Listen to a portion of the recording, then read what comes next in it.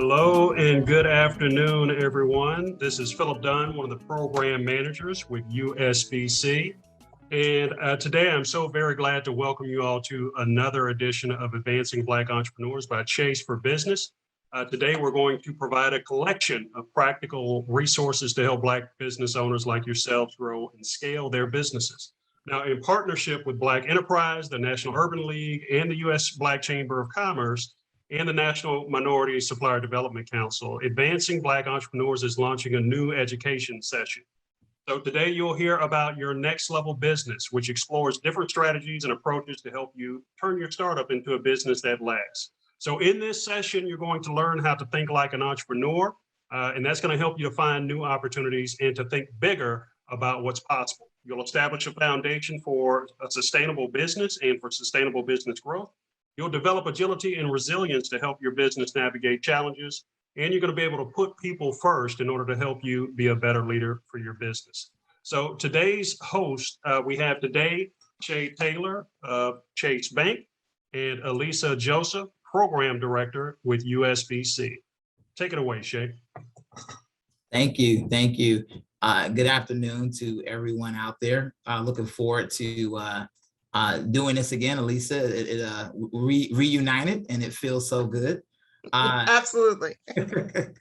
So today, just as what was previously discussed, we're going to talk a little bit about taking your business to the next level. We're going to combine some technical skills, also some anecdotal stories, to really reframe, reshape your mindset in getting into business from a subject matter expert standpoint. I'll elaborate on that as I go.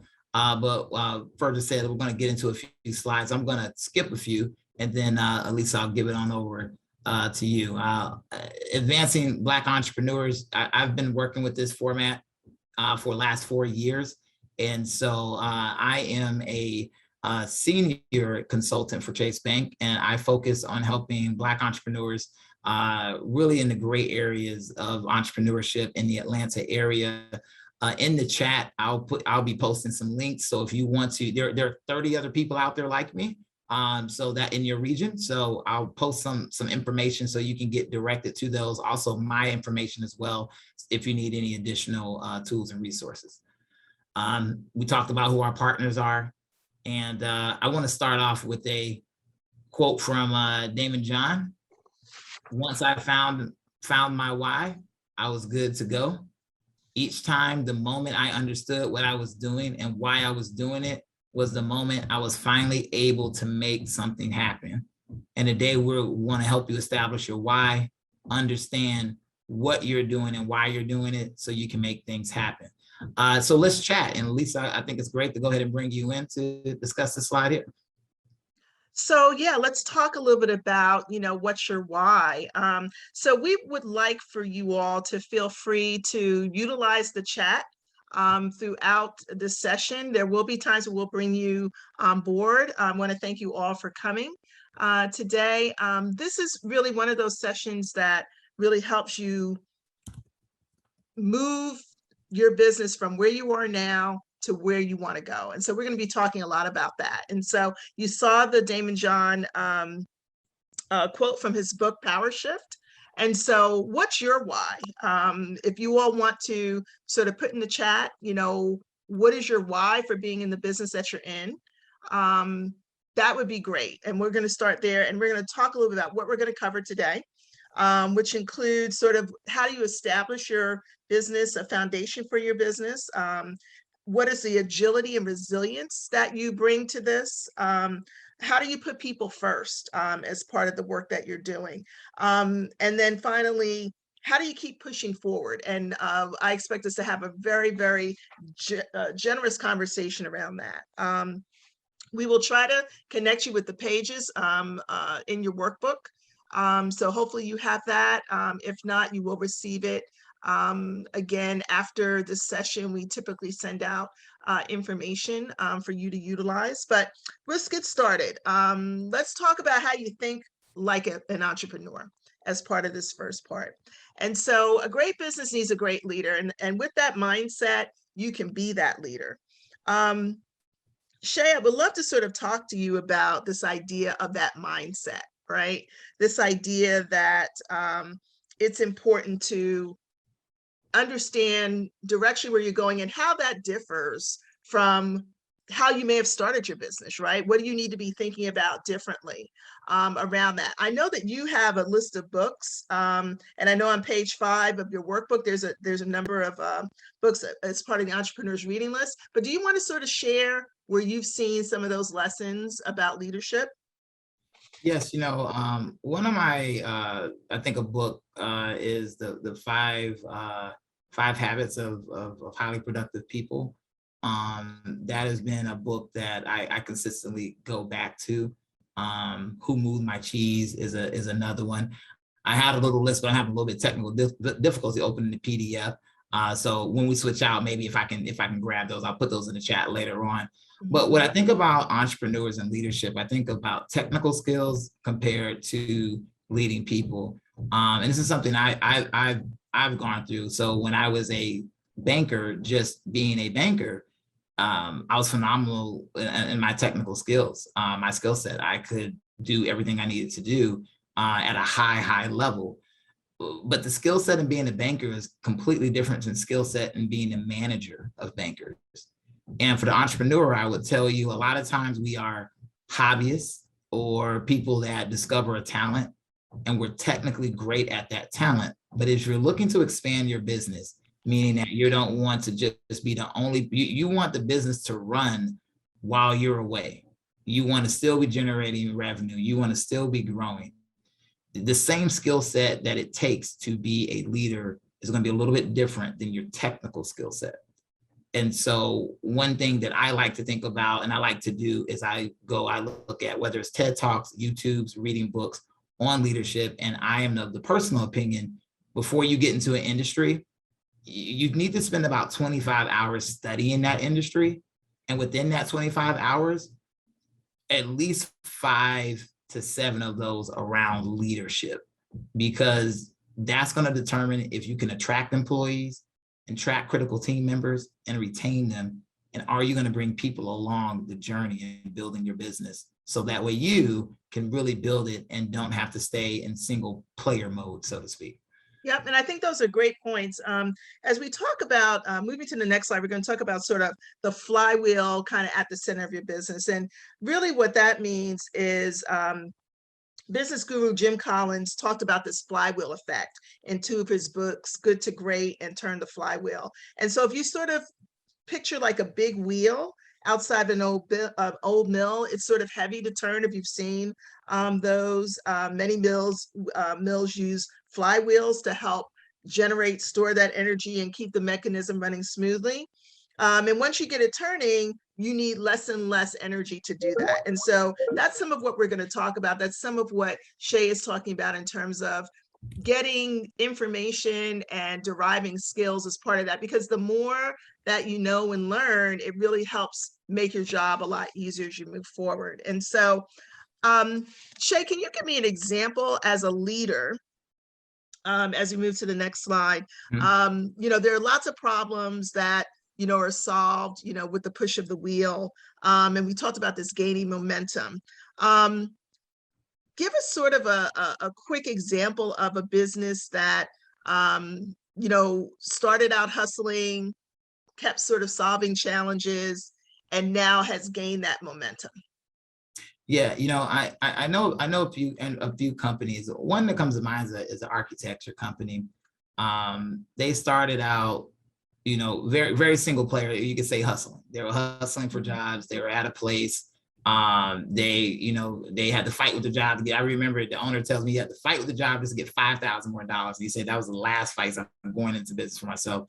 And I met them when they were probably $120,000, $130,000 company. One employee, couldn't really hold the office manager. Over the span of 7 years, they grew to be a $20 million plus company, 35 plus employees, and they have been a part of some really big projects here in the Atlanta area, and have grown out and actually the lead architect for a couple of major Fortune 100 companies that you may know. And I think the thing that I saw from him, and we have this conversation, Elisa, about really going from hustle mode to business owner mode. It's very important because when you're leading people, the hustle mode doesn't really translate because everyone has different indicators and different things that motivate them. So you become really, to some extent, a manager of personalities. It's not, I'm a boss, and I think about all the things that happen in pop culture. I'm a boss, I'm a hustler, and I'm staying up, I don't sleep.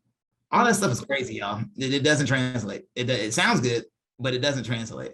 And so what I saw with this particular entrepreneur is he really dove into understanding people.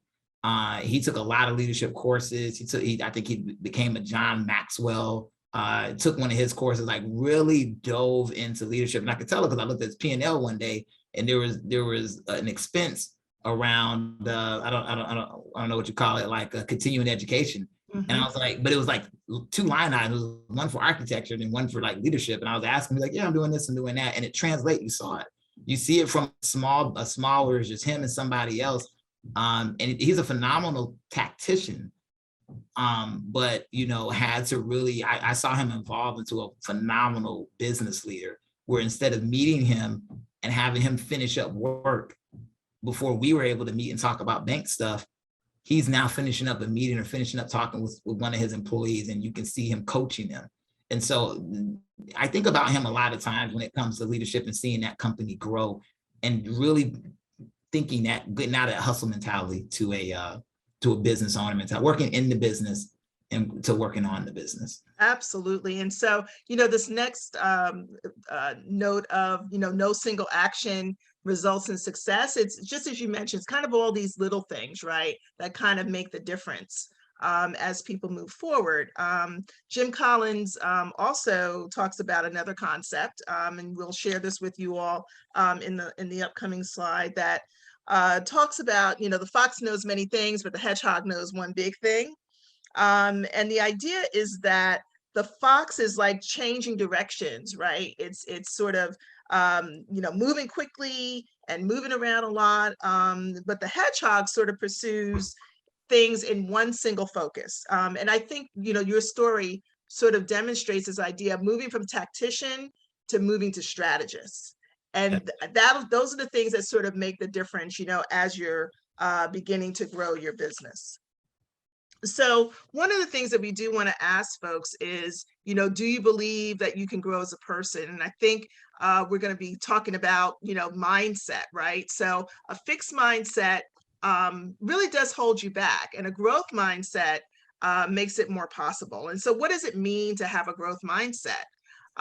There is a study called The National Experiment Reveals Where a Growth Mindset Improves Achievement, from Nature in August 7th, 2019, that talked about the fact that high school students found that after they watched a short presentation on the benefits of a growth mindset, they really did begin to change their mindset somewhat, and that helped to improve their grades. And I think what we're talking about today is, how do we move from the mindset of I am just, trying to maintain and trying to keep things afloat, which is really that mindset. COVID has really changed things, and we're probably more in that mindset now than we ever have been, to the idea of striving. And what do I have to put in place to be able to really strive, grow, thrive, and sort of realize maybe some of my wildest dreams for my business?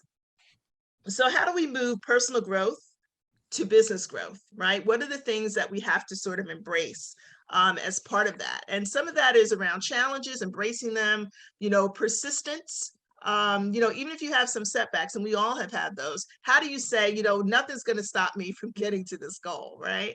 How do you view your effort as a path?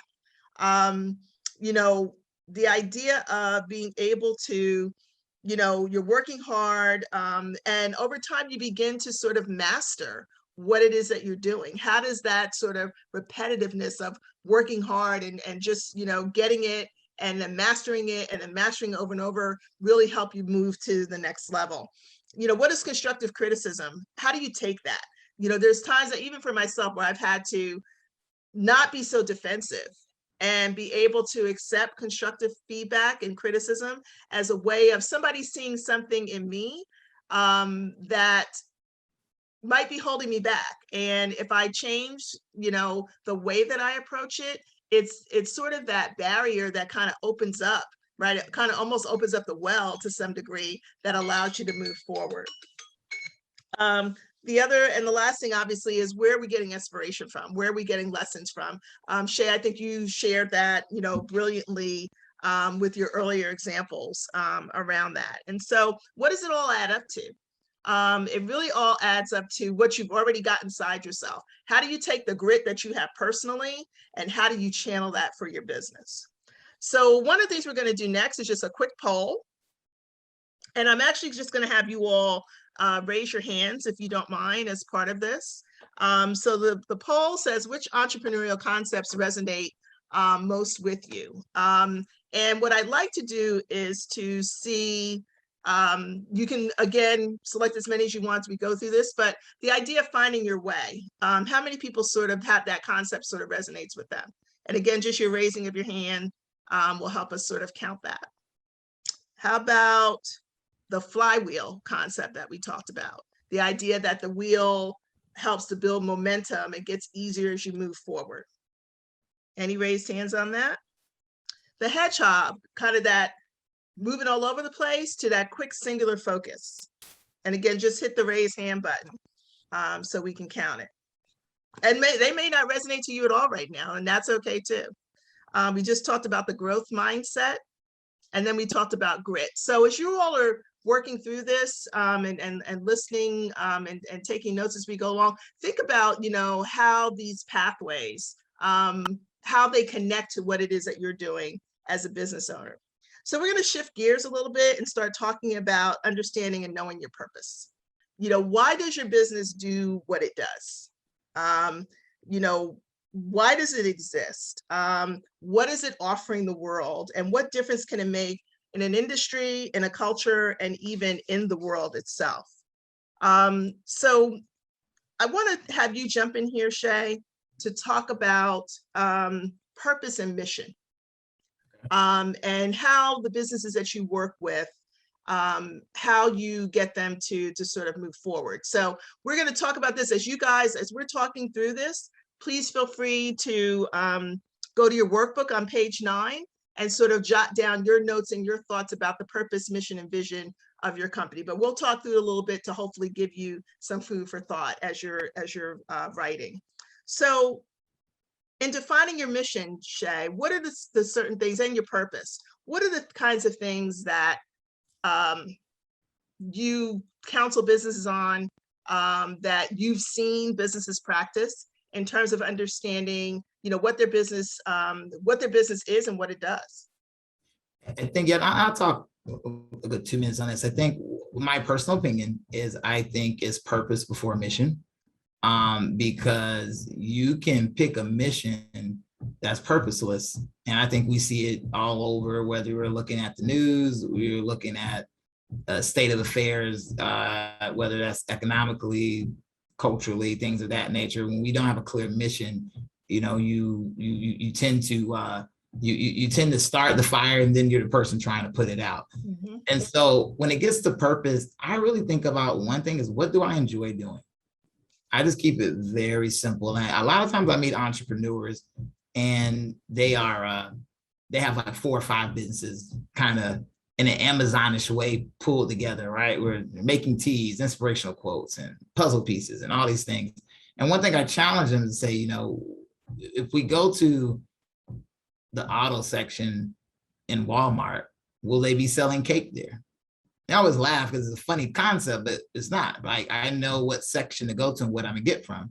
And a lot of times we build businesses based off what we see. So I understand that.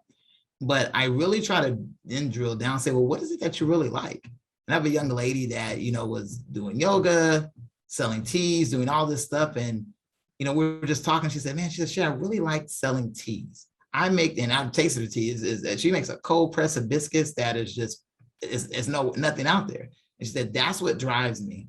I go to sleep thinking about tea. I wake up thinking about tea. And so I asked her, I was like, so I listed down all the things. Like, what do you want to do? She's like, I think I'll do the teas.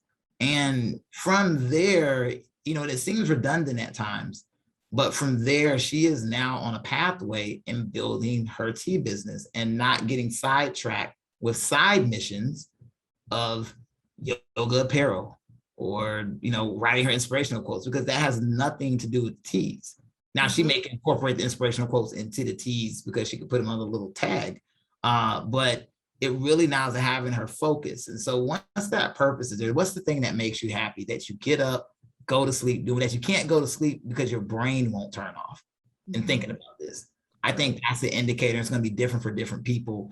And I think that's do your self-assessments, and also get by yourself and think, turn the noise off, turn off the TV, you know, go in nature and just kind of sit down and really get some time to hear your thoughts. And I think those are processes that guide you. Meditation is a good thing as well. And that's something that just can't be taught in business, is self-awareness. But then you get to your mission. And so your mission, how does your business do what it does? I think the mission becomes clear. We're not spending a lot of time in ideation or beginner's mode because we don't know what we want to do, because we want to do many things. And with this young lady, I said, well, what do you want to do? She said, well, I understand that I don't want to do hand-to-hand sales. I want wholesale. And so now she's building a wholesale cold press tea business. Completely different conversation from when we first started, when she had 4 or 5 things that she wanted to do. It makes me think of back in the day with the owner of Def Jam, and they had this like kind of reality show about rappers, and the guy came up to him, he said, man, I want to be a triple threat. I want to sell clothes. I want to sell sneakers. I want to, you know, do TV shows. And Russell Simmons just said, well, hold up. You got to make a good album first. You know, like, I get it. That's all well and good. We got to make a good album first. So even though this is not hip hop or rap, I think of when you find that passion, do that first. Does that mean you can't portal into something else? Doesn't mean that. But I think when you master something and you gain leverage in that, what you see is winning in power and economic ability begets more winning power and economic ability. And it makes your other purposes that you want to fulfill, it makes it a little bit easier. So that's what I kind of look at. And so, you know, how does your business do what it does? I think your mission becomes very clear once that purpose is identified. Right. And you said something, and again, you all can see that we want you to sort of begin to sort of work through kind of mission and vision. We're going to talk a little bit about vision, because you said something that we just saw in some earlier slides that talked about focus. Yeah. And I think a lot of times what happens is we hear advice that we aren't necessarily ready to take. So when I think of your first example of the woman with multiple businesses, we always hear this idea of multiple streams of business. You got to have multiple streams of revenue, right? But you can only do that when you're ready to do that, right? You can only do that in a way that's complementary to what you're doing. So take your Walmart example. Well, Walmart kind of has this power tools section, right? Which is just all power tools. But then they thought, well, let me, you know, move to another area, but they didn't do that until they knew power tools worked first, right? Before they added on.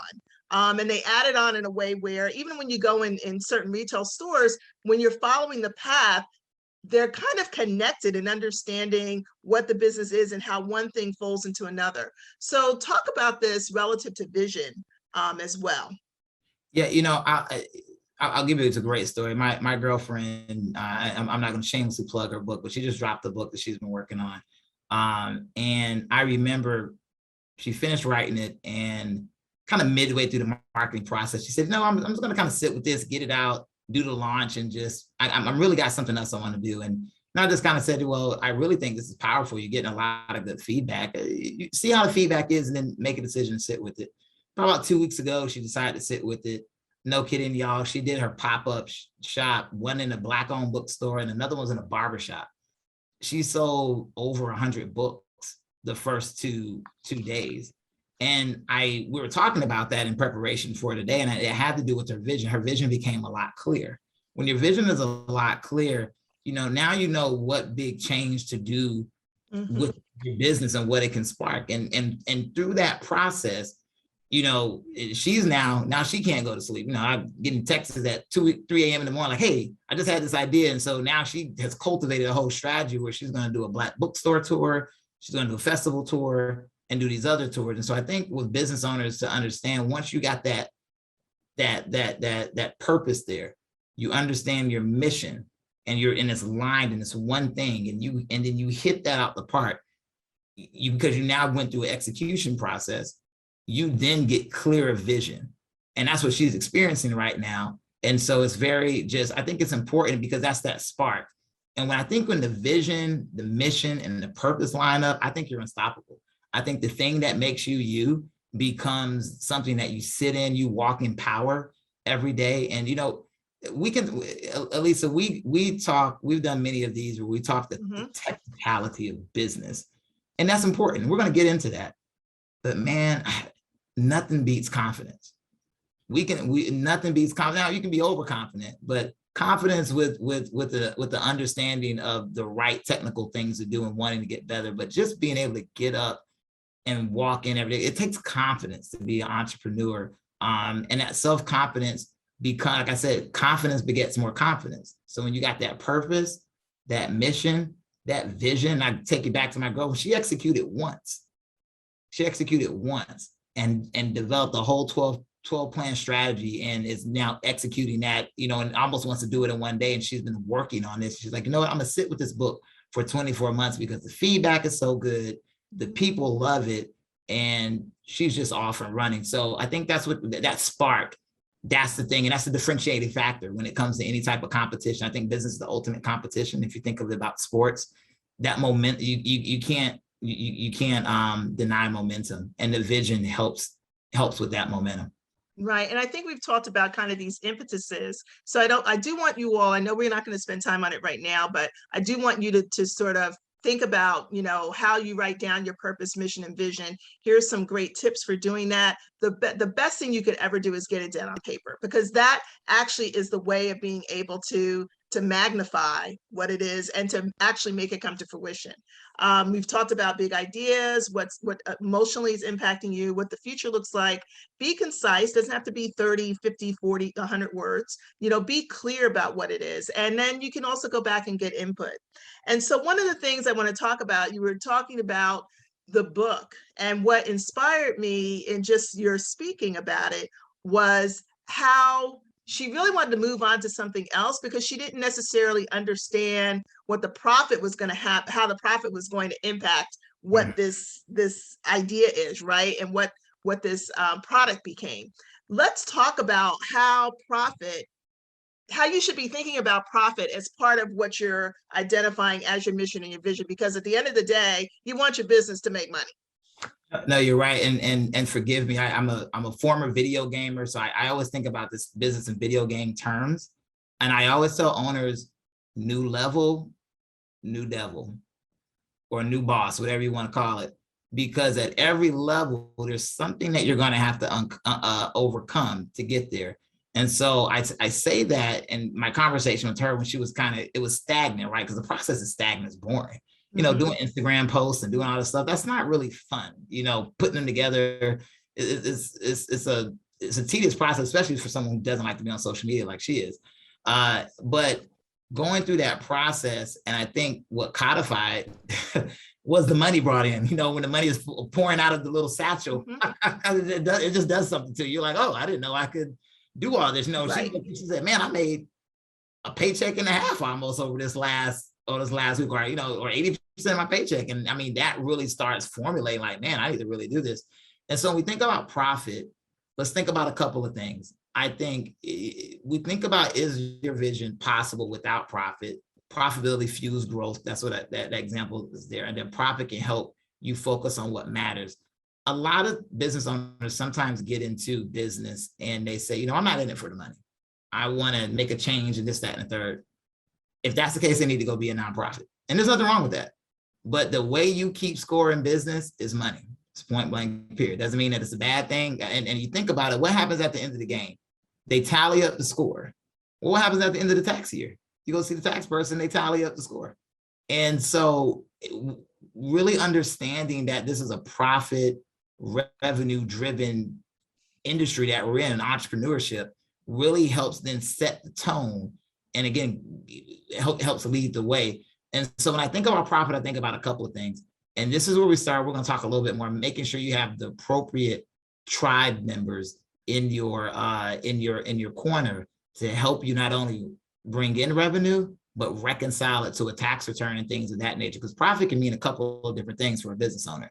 You can make a profit. She made a profit when she sold her book, but that's completely different if we're trying to recognize. It becomes a little bit more finite if we're trying to put it on a P&L and a balance sheet, which, Elisa, you know, that's my love language right there, P&L balance sheet. And so there is a difference in, the money in the account is great. I think that's phenomenal. If you're a business owner and you have had an idea and you have had multiple people give you money for it, phenomenal. I take my hat off to you.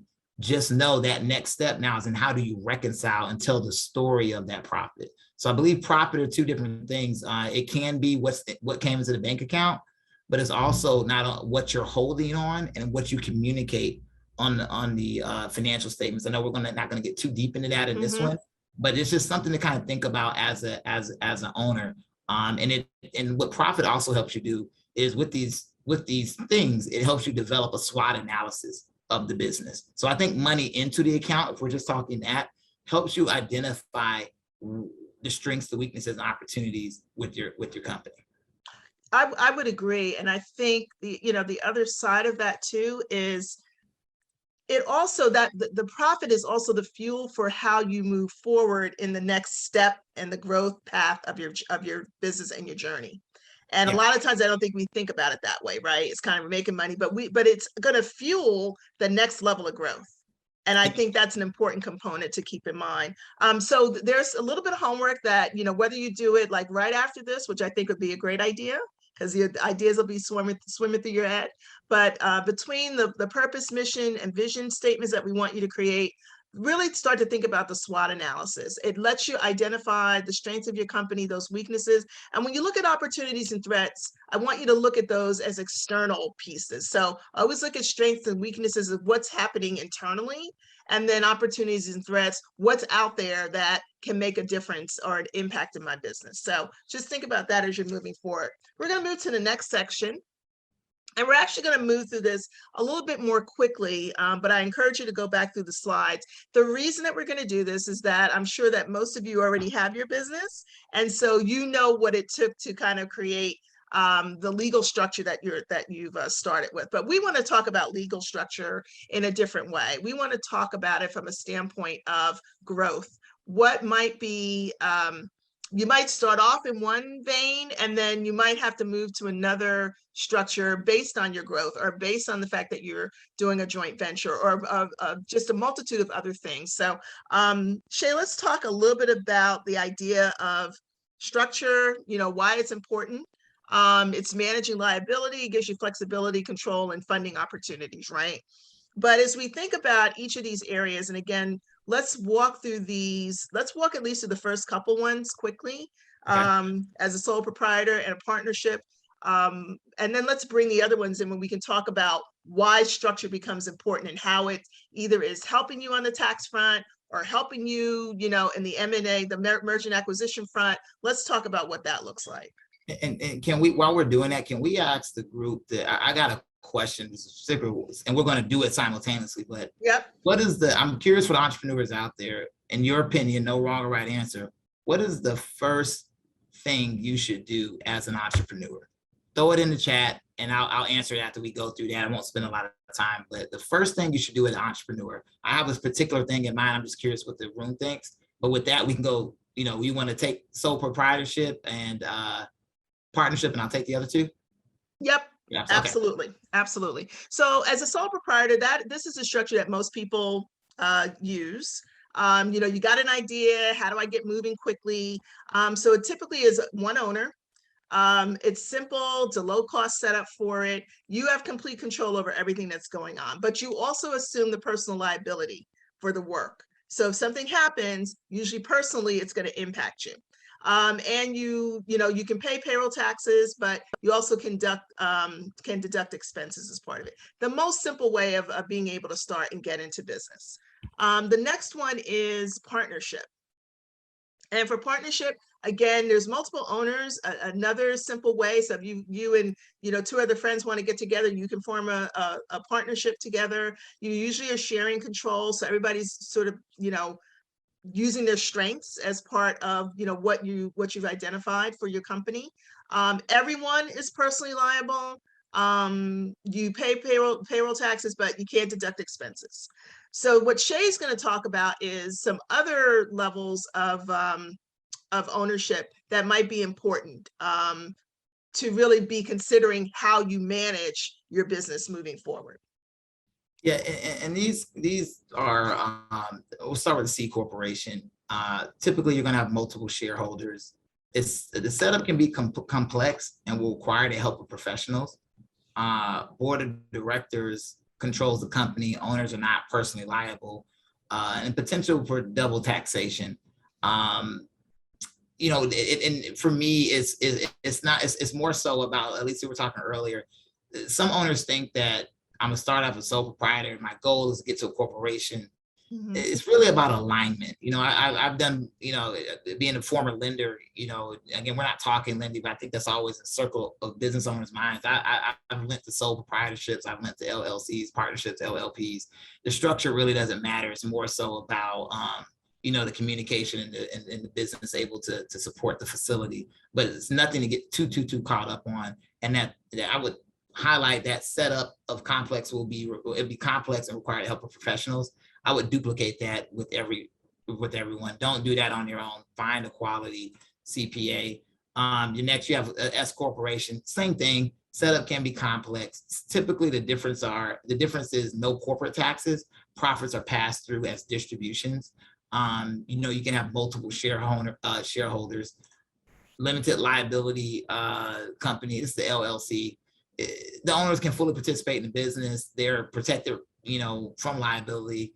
There's no limits of shareholders, and the earnings are passed down to the owners. I know one we're gonna just skip because it's not really germane. I didn't see anything in the chat. Did anybody put anything in the chat? What's the first thing a bit entrepreneurs should do? It's okay. I will check while you keep going. Okay, excellent. I will just say, you got some homework there, and you can look through this workbook. What I would do is on your workbook, fill out what structure fits your business, and then take that to a CPA that can help you kind of continue to narrow it down and see what works best. This is something that is super easy if you have an advisor there. I meet owners sometimes and they've been thinking for like months on what structure is the best structure. I politely tell them that they're wasting their time. Get a professional in there.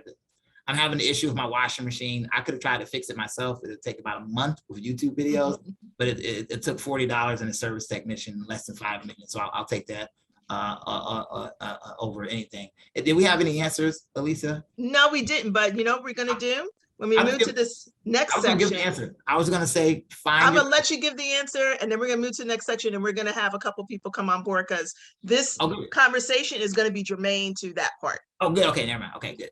So we're going to go streamline operations. We're going to kind of maybe go through, because I think we decided to skip the ones, correct? What we want you to do is we want you to see them and understand what they mean. But I also want you to be thinking about what we talked about in terms of structure and what that's going to mean as you look at these pieces and what happens for your business. This is about you, your business. And so want to get you all kind of engaged in giving us a little, some in the moment answers to some of the questions that we're going to have. Excellent. And then last, you got your business model canvas. Is this the one we want to pick up at? Yep, this is where we want to go. So you want me to kind of take this and now you can slide on it. So we've all seen, see how important it is to build a business that can adapt quickly. And it's adaptation is probably one of the most important things. And again, it goes back to that confidence you have in yourself and knowing your purpose, mission, and vision. When things change, you can know how to get it back on track.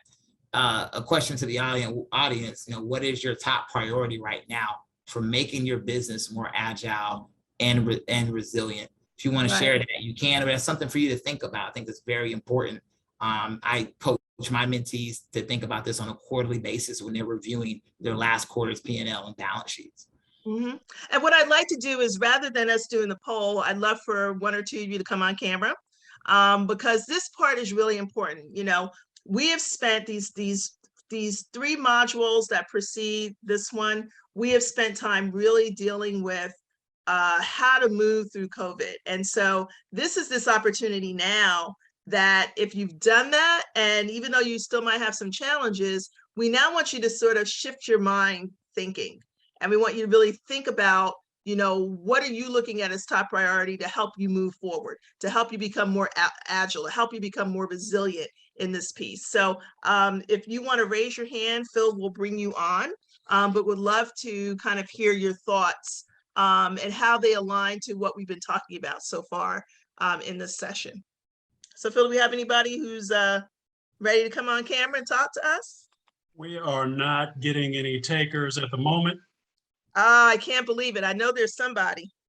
Let's give them a couple more seconds. I see a couple folks that are repeat attendees that I'm sure that they might want to chime in. This is a perfect opportunity to get your questions answered or to share some of your experiences. So please feel free to raise your hand. We promise not to bite. And don't be shy about it. What you're thinking about is probably what other people are thinking about as well. So we're here to kind of give you that feedback in the moment. So feel free. No takers as of now. Oh, Okay. We have one. We have one. Good. Thank you. Thank you. One. And let's bring them in. Okay. Bruce Nelson. Hi, Bruce. There we go. Yes. Sorry, my internet's having some issues over here. Thank you No for this. problem. It's a wonderful thing. So my name is Bruce Nelson. What I do is I create documentaries and museum exhibits to rent to different locations is my thing, which is kind of different than a lot of the business that you have happening in. And so, getting started was like, okay, who is my business? We had COVID and everything shut down, which was a nightmare. I had just opened my first exhibit at a local museum. And it was going really well, and then they shut down. And so now museums have just started opening the last 6 months. Mm-hmm. So my thing now is like, okay, everybody that had plans, they're doing what they were going to do for COVID this year. So I've got to wait a whole nother year before people start planning. But I have booked one so far, and I'm working on that. So that's my thing. And the first thing was doing was identifying my audience and trying to figure that out, and then trying to set up some alternative things of the whole virtual world, trying to navigate through that and say, well, how do I do exhibit virtually? And that's been a challenge kind of thing. So that's kind of what my thing is. Okay. Yeah. And, this is something where you should feel free to call us and we can talk offline about this because we do have some other tools and things. And what you're talking about is difficult. But again, it's really about thinking about what do you have to invest in that's going to help you move to the next level, right? We've talked a little bit about the technology you're going to need, kind of the virtual exhibit experience. I think about recently, like the Van Gogh experience has been out there, if you've seen some of those. And so how do you make it more immersive? So that it's not necessarily always dependent on the museum that you're working with, but it might be just the ideas that you have. It's just brilliant putting together what you've done. How do you look for those pieces and create an experience that people can go to directly?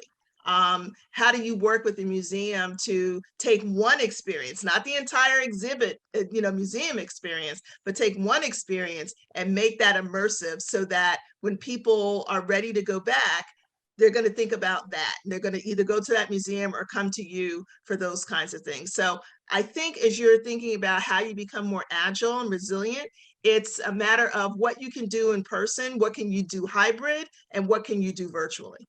Okay, I just put my website link in there. So you can take a look at the exhibits. I have 3 that are ready to go. Just like tell me when you want them and we can book them. So that can give you an idea of kind of thing what I'm doing. You're right. I'm also looking at alternative spaces saying, okay, if the museums are not open, then I will go rent a space and say, hey, I'm doing this exhibit on my Black Doll collection. Come and see it. You will be wowed, kind of thing. So I'm looking at those opportunities, which is very different from curating an exhibit for a museum, because now I'm looking at having my own space, which is not what my business is about. So, That's but right. You're definitely thinking outside the box, as I say.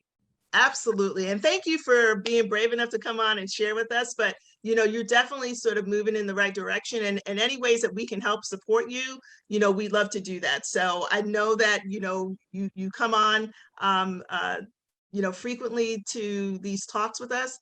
Now it's time to kind of, let's figure out how we help and work together to kind of get you where you want to go. But thank you for that. And Sounds like so, a plan. Thank you. absolutely. And so, Shay, your thoughts as we move to, this idea around, moving beyond the poll. We do know, we said this, like, I want to say in module 1, that 33% of businesses, say that saving more cash was a top priority for them. And as we talk about Bruce, what's really important is how does he move that needle, right? And how does he think about it? Think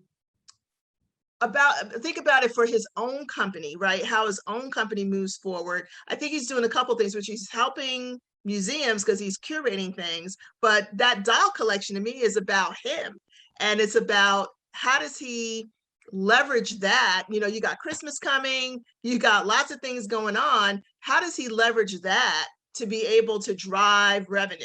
How does he connect that to maybe, a Black doll entrepreneur that might be able to leverage, that piece of it in terms of what they're doing? What are your thoughts around that? Now, Shay, before you answer that, let me just throw in that Bruce was a guest curator at the Mesa Historical Museum.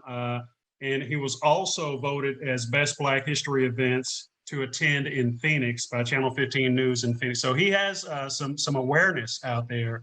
So as you're answering that question, kind of think about some of that capital he has out there as well.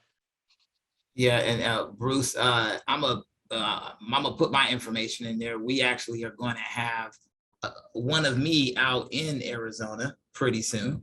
So definitely let's stay connected so you can have someone who's in your area that knows business to help. But I want to answer that question, and I'm going to answer it in a way. I think it's going to first be Bruce establishing a tribe, your tribe of people. And so I say that not because it's a cool colloquialism thing to say, but I did a quick Google, and Bruce, you may already be a part of this, so sorry for trading on water. But the first time I think about is associations with the industry.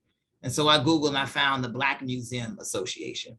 And not only just get in an association, participate and grab leadership in that association, because leadership gives you access to opportunity and it helps you expand in your industry. I think about one of my business owners that's in the charter bus industry, and I found out that Chase used them for something last minute. And I said, how did you know that Chase would need buses for this? And he said, Shay, it's my job to know. It's my job to know. So I think about when you're dealing in a situation where, whether it's COVID, economic interruption, or anything of that nature, go and building those roads to your tribe when you don't need it, because everybody's going to come flocking when it needs, but making that a part of your genesis into your industry, or rebranding, right? It's a great thing about businesses, you can adjust. And so when making those inroads, that really helps, because you're going to have people in your corner, people that know you, people who are going to say your name in a room full of opportunities. And I think that is one of the beautiful things about the tribe, the community of the museum world. And then even in this community, I'm pretty sure there are subset communities, there are groups that run together that you can get into. Last but not least, what I love about a community is they can then let you know the business advisors that specialize in your industry. I have a commercial electrician, and his CPA is just kind of some random CPA that called him after he established his business on the Secretary of State. And come to find out, it really wasn't doing him any favors. This guy is busting his butt, and because of the administration and improper paperwork, he's not able to get, it's factoring into him being turned down. He works too hard for that. And we got him another CPA. And one thing I told him, said, let's look for an industry specific person. Because, and here's another reason why I like that. They're going to know how to handle your business. You're not going to have to explain. But guess what? If they're industry specific, they know other people in the industry, and they're going to again say your name in those opportunities. So I really try to get super localized in that industry and in my tribe. And I think that's when I look at businesses that have succeeded through COVID, outside, we take the e-commerce ones off the table, because they just they were just in the right place, the right industry, the right time. But those traditional businesses like this one, it's non-traditional, but kind of these businesses, the ones that really thrived were the ones that had phenomenal connections that they were able to lean on, and a community of people getting involved to solve something. I saw it with the art community out here in Atlanta. I probably bought the most art that I ever bought based off the art community and what they did with outside pop-ups and things of that nature.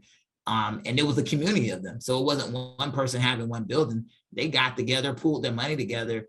And I mean, it got to the point where I was like, I don't know if I can go out there, because it was cool when it was a couple of people, but now it was like hundreds of people out there. So they did such a good job. It was, for me, it became a little bit of a COVID concern, but that speaks to the power of your community. A lot of times we think it's just our neighbor. No, it's our industry communities that will help drive that. So I hope that speaks to that a little bit. Absolutely. And so, we talk a lot about investing in technology as this conversation sort of led us to. Right tools mean everything. And so I do want you all to go to your workbook on page 23 and take an inventory of what your technology tools you have.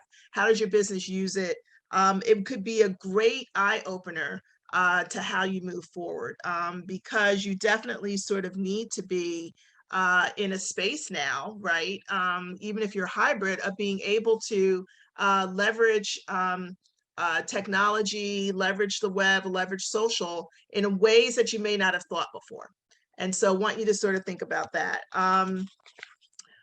While you're doing that, we also want you to protect your business from cyber threats. And so we've talked again about this a little bit before. When we talk about cybersecurity essentials, how do you educate and train your employees? How do you assess your own vulnerabilities?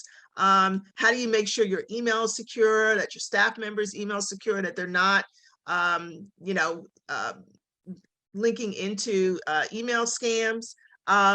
What do your payment procedures look like? Are they strong enough? Making sure that, you've got strong passwords, you've got multi-factor authentication. That is a big one right now. And then making sure that you plan for worst case scenarios, because all of that is really going to be key to helping you realize what you want to do moving forward. And so for this scale, this particular poll, just again with raising of hands, how would you rate your cybersecurity at your business? You have any hands raised? Everybody's very shy today. Shay, that's unusual for us. Yeah. I think they're very introspective and really think. Okay, I like that part. Introspective. So we're going to move to some other tools, which include the use of digital banking. Now, I do want to share something as we talk about digital banking in particular. We just kind of got off this thing for cybersecurity because a lot of things, we're leveraging apps for everything. And I just saw before we got onto this webinar, there's another app out there, Jokester, which has attached itself to other apps that can begin to take money out of your accounts. And so you've got to be on top of everything that you're doing. If you've got an app, make sure that you don't have other apps that can be connected to an app like this that's going to connect to your bank account and then begin sort of withdrawing money. You don't even know it. So be really careful about the number of apps you put on. If you are, how many people you're actually, doing business with over the net. Making sure that you've got the most recent software relative to cybersecurity, updates from your banking platforms that you're using. All those things help protect you against a lot of stuff that kind of hangs out there. But you've got to operate in the digital world, and so we want you to be safe as you're doing it. And here are some of the things that you need to leverage when you're using digital banking, but also kind of keep that eye out for what else is going on there that's kind of not up to snuff and up to speed with what you need to be doing in your business. We've talked about taking your business online. I think even Bruce talked about the fact that his business is online. We've got other areas of with some of our corporate partners that can help you get there quicker. So again, sort of leverage us, leverage Shay, where, if we don't know somebody, we're going to connect you with somebody. If we don't know it specifically, we're going to connect somebody that that is trustworthy and that sort of knows what to do. Let's talk about people as we move to what's important when you're thinking about people, how work ethic is really important. How do you manage in a COVID world, in a virtual world? A lot different than when we were face to face, right? How do they catch on to your vision? How do they understand what collaboration means when they're not looking at each other? What does diversity mean in it? We can be just as guilty as not being diverse as others who don't look like us. So what does it mean in picking the right team, the right set of skill sets, looking at diversity at in every shape, fashion that we can to make sure that we're getting the right thought processes with what we're trying to do. Who are people that make you better? That's how I look at it. I know what my limitations are. Who can I get that's actually going to help me move to the next level, because I might not have that level of expertise. As a business owner, you have to know a lot about a lot of things, but you don't have to be expert in every one of them. You need to be expert in what you're doing, and you need to pick the right people who bring that level of expertise that helps you move forward. And then who's just hungry to succeed, as you're thinking about it. Other things you want to think about is your workplace attractive? Sometimes we're so busy getting things done, is it pleasing to the eye? Is it someplace that people really want to come to? That makes a difference when you're trying to attract talent. So that's a real important thing to be thinking about. On page 28, would be great for you to be able to identify who you've got a corporate crush on, right? What brands do it the way you'd love to do it, and why do you think why do you think that resonates with you? And then what are other brands that other people like, but you just don't, it just doesn't have any impact on you whatsoever? Because it's good to understand the dichotomies between the two and what it is that you want to present, for your company. Shay, I'm gonna throw this over to you because you've talked about this a couple of times. And this is really important. Whether you work with a lender like Shay, whether you might be in the future, looking, for a merger and acquisition, whether you might be looking for a joint venture, whether you might be looking to go public. Your kitchen cabinet, he's talked about this a couple of times, is really critical. So Shay, do you want to talk about working with professionals? Yes. I can't say it the most. The tribe that you bring to the table is going to be the one that's going to get you over, or cause you friction in growing your business. And I wish I could create a dating app for CPAs, maybe not a dating app, but a connection app we can swipe right or left for CPAs. Because I mean you've worked in business banking, Lisa. We know that it's a weird connection, because the CPA makes or break any type of deal, but at the same time, the CPA is beholden to doing what the business owner wants. So the business owner is not really truly educated or knowing.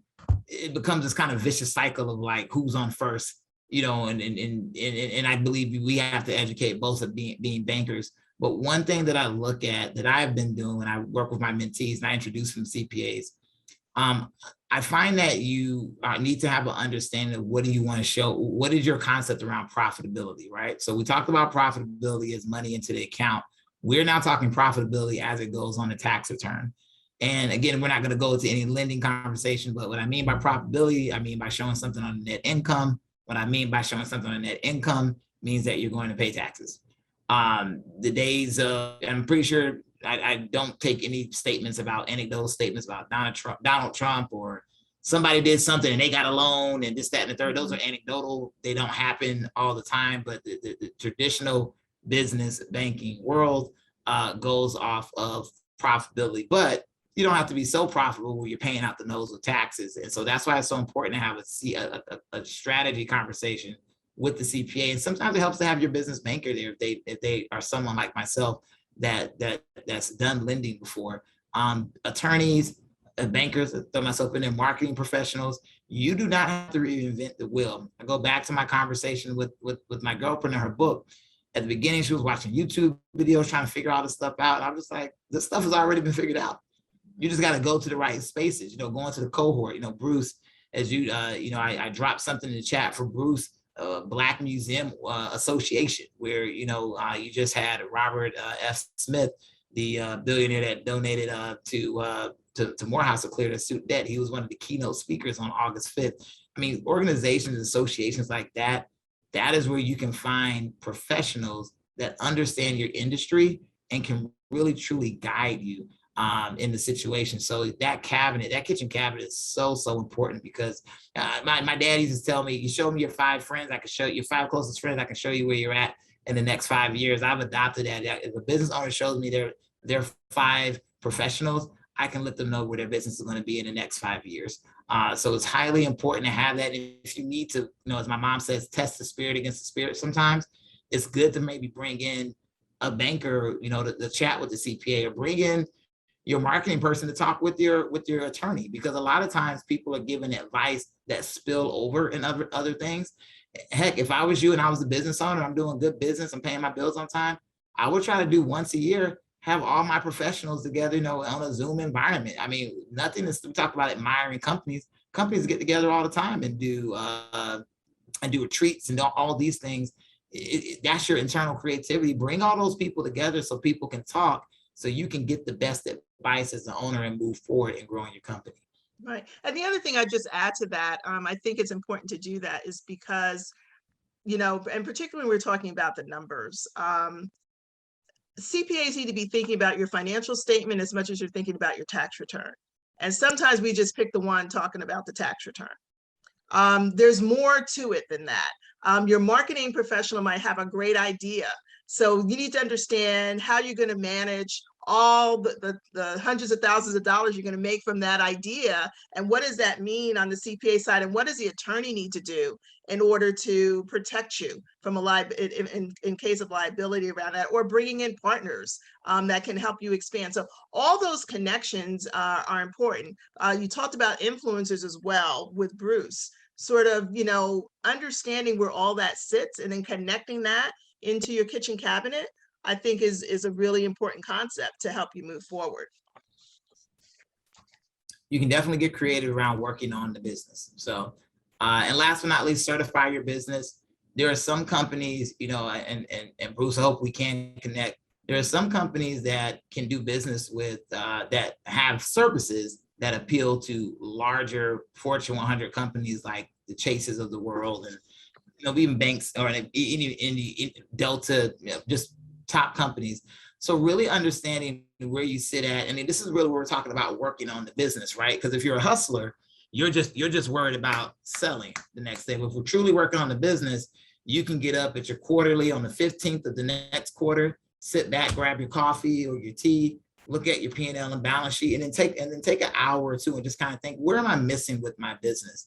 Where can I go? How can I generate more revenue without generating more expenses? And I'll tell you, one of the things in what we're doing with a lot of our companies, my commercial electrician, he was making $700,000, good profit, but he wasn't certified. And I introduced him to a couple of companies. They got him on. They said, you got to get certified. Be in my, you know, the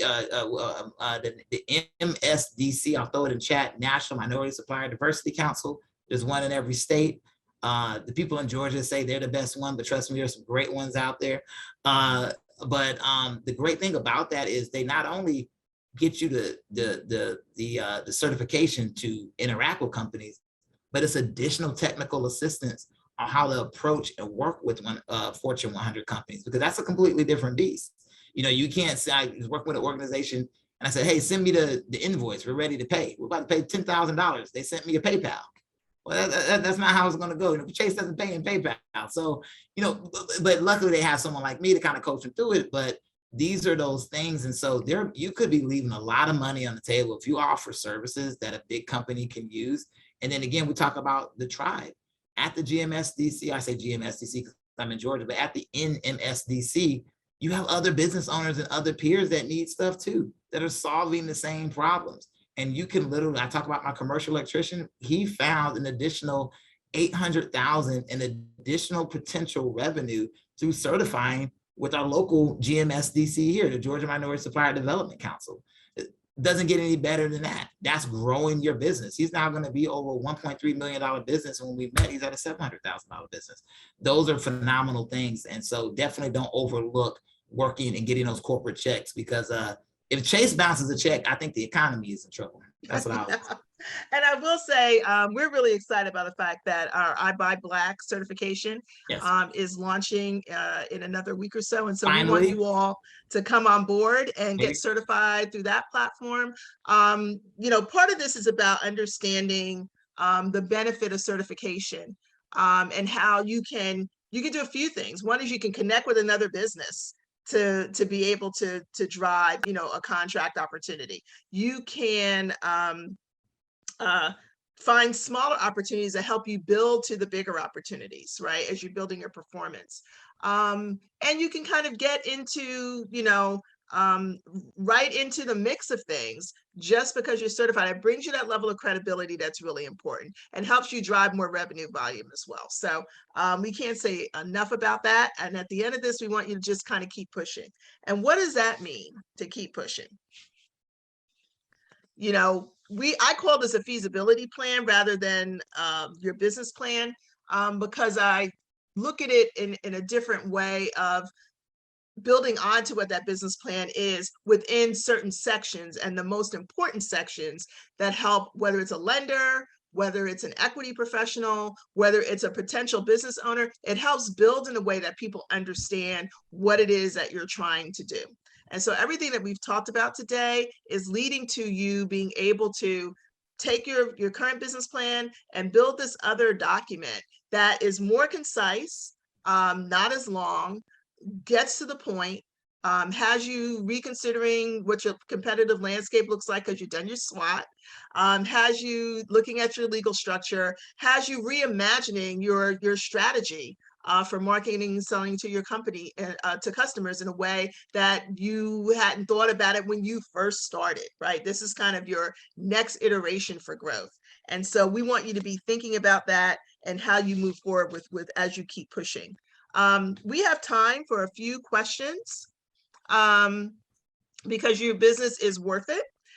So if you all have a couple of questions, we'll take them right now. And I hope that this was a beneficial conversation to you. Yes.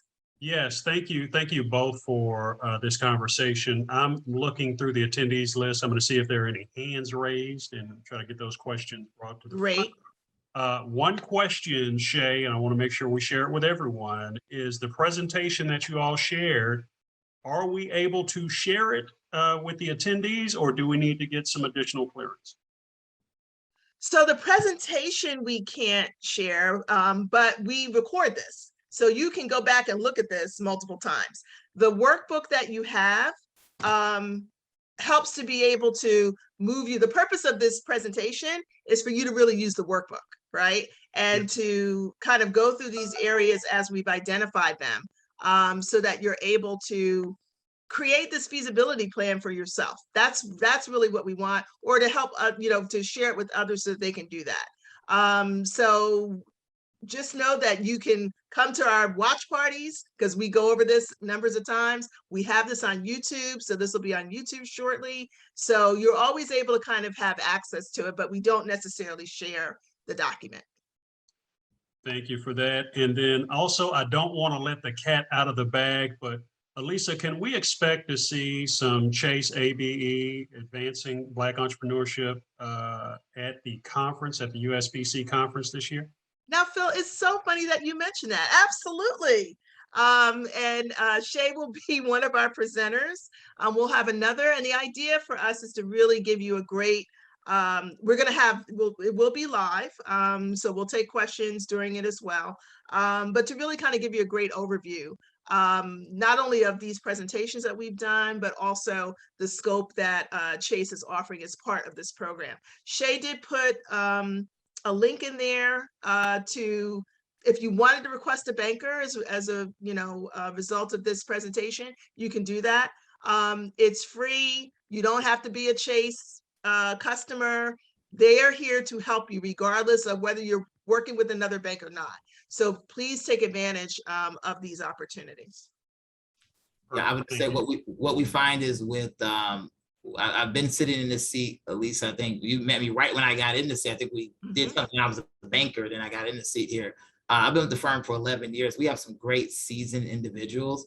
And one thing I would just tell the room is not only do they have conversations around all different facets of your business, but I think, again, the most important thing that we do is really try to open up that community to build build community around the business owner with valuable subject matter experts that can help your business grow in whatever facet, whether it's driving revenue, whether it's having understanding, having a better lending experience, and things of that nature. And it's probably one of the most fulfilling jobs I've had in the bank. So my counterparts are phenomenal people that come from all different parts of businesses and walks of life. They come with their own, unique Rolodex. So please feel free to reach out, and you're going to be in very good hands. Other questions? I'm scanning the chat and I'm scanning the Q&A. Okay. We do not have any questions. I do want to just shout out one of the participants who, her name was Phyllis. Phyllis said that, just wanted to say thank you all for this opportunity. This was definitely worth the wait, and they deeply appreciate being here on today. That's wonderful. Well, thank you, Phyllis. I want to share with you all things that we have coming up so that you know the level of resources that you can avail yourselves of. Let's see if this is going to work. There we go. So the first thing I want you to do is we've got the Buy Black Conference coming up. And so you just go to buyblackconference.com. You can register. It is October 13th through the 15th, and we would love to see you there. It's going to be really exciting, some great speakers, some great opportunities, and Shay will be there as well. Yes. Next, we have our Grow with Google sessions, as well as the Black-owned attribute that you can put on your profile that proudly shows you as a business owner on Google, so that when people are looking for you or the type of work that you do in your business, you're easily identified. And this is the time to do that. I talked to you a little bit about buyblack.us, which is both our certification platform, as well as a platform that you can look at as kind of a directory of sorts. So we have two sides of the portal that allows people to find you as well. We're launching, as I mentioned, our the only Black-owned minority certification designation in a couple of weeks. And so we'd love for you to all be part of that and expand your opportunities as a result. What we've done today, Advancing Black Entrepreneurs for Chase. You can find this on our website. We have our next session coming up. I want to not hide the date, August 31st, next week. It will be this session, and then we have other sessions throughout the rest of the year.